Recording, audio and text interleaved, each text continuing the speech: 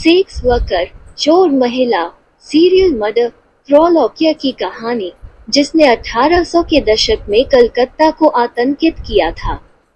आज की कहानी शुरू करते हैं।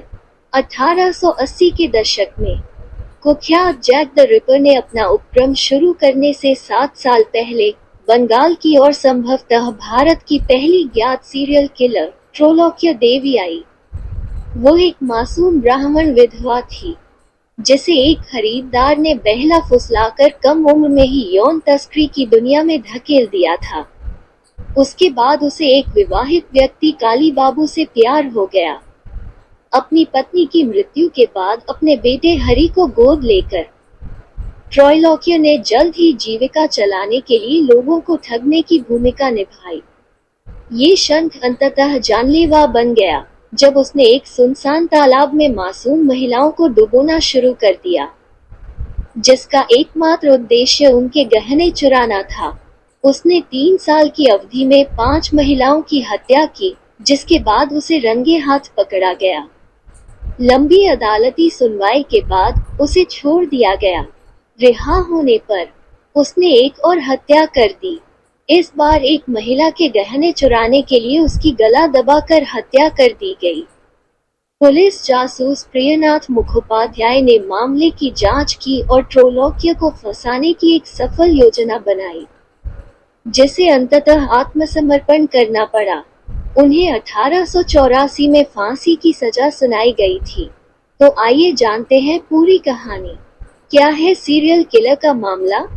जैक द रिपर से 7 साल पहले बंगाल की पहली महिला सीरियल किलर त्रैलोक्य देवी लोकमानस में नारी को सौंदर्य, ज्ञान, प्रेम और देखभाल के प्रतीक के रूप में देखा जाता है।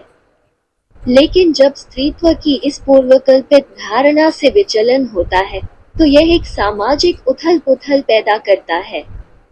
हालांकि अगर हम इतिहास के इतिहास पर जाएं, तो एक महिला सीरियल किलर से जुड़ा एक भयानक लेकिन आकर्षक मामला दिमाग में आता है। 1883 में ब्रिटिश भारत की तत्कालीन राजधानी कलकत्ता में दर्ज इस कुख्यात मामले ने सामाजिक सर्किट में लहर पैदा कर दी, क्योंकि इसमें एक ब्राह्मण विधवा शामिल थी। संयोग से यह मामला लंदन के दिग्गज जैक द रिपर की हत्या से 7 साल पहले का है। दरोगा दफ्तर के संस्करणों के भीतर त्रैलोक्य तारिणी देवी की कहानी है। इस मामले के जांच अधिकारी प्रियनाथ मुखोपाध्याय द्वारा श्रमसाध्य रूप से लिखा गया दरोगा दफ्तर नंबर 78 त्रैलोक्य की यात्रा का अनुसरण करता है, जिसे ब्रिटिश अदालत के दस्तावेजों में ट्रॉयल को राउर या त्रैलोक्य वेश्या के रूप में संदर्भित किया गया है।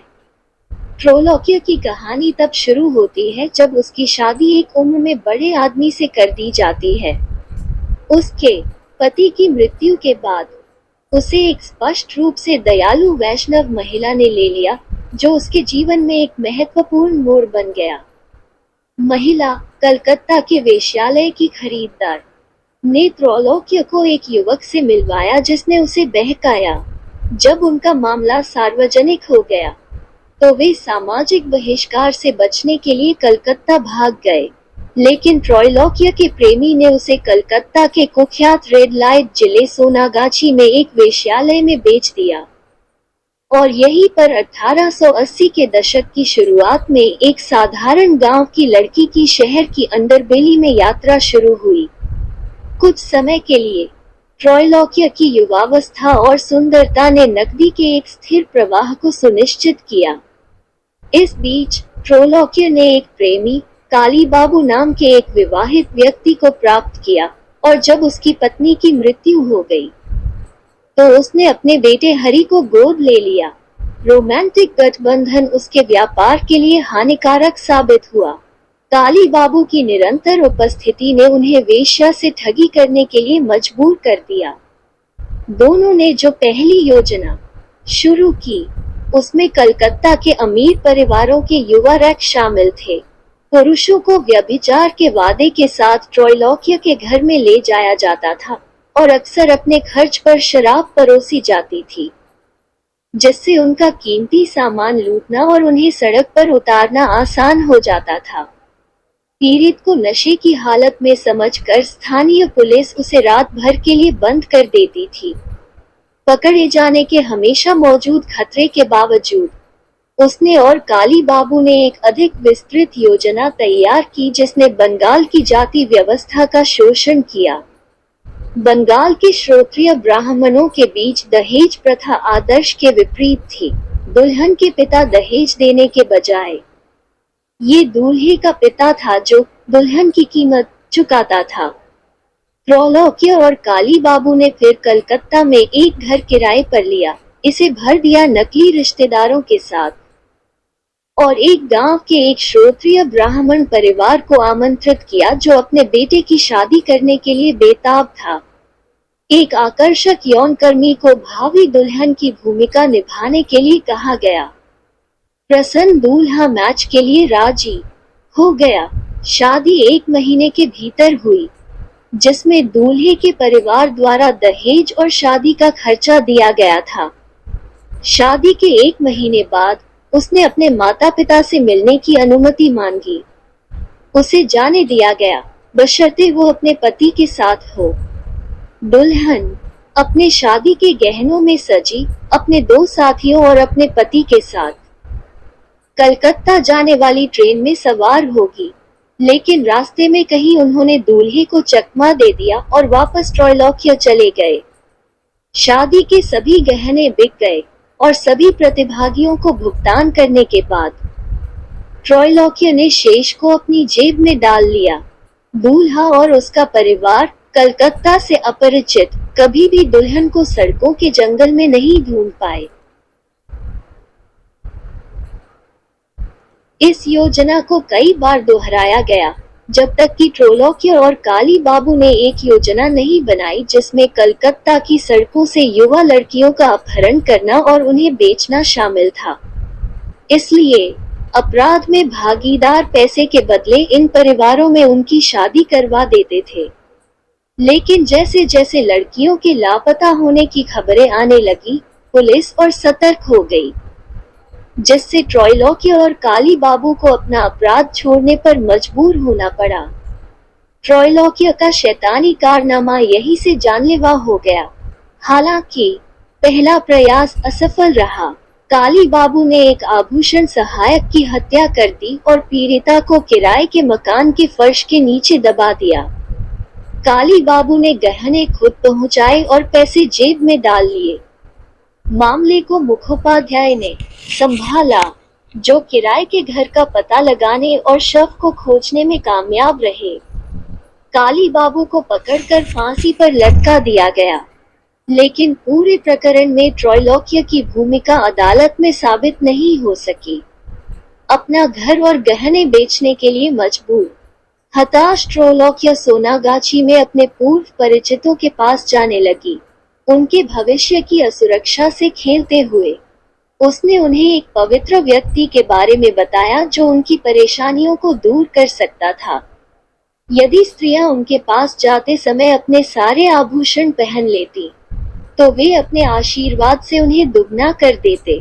3 साल की अवधि में त्रैलोक्य 5 महिलाओं को एक समय में कलकत्ता में मानिकतला के पास एक परित्यक्त बगीचे के घर में ले गया। बगीचे में एक बड़ा तालाब था, जहां महिलाओं को नहाने के लिए कहा जाता था। त्रैलोक्य ने इन स्त्रियों को उसी तालाब में डुबा दिया।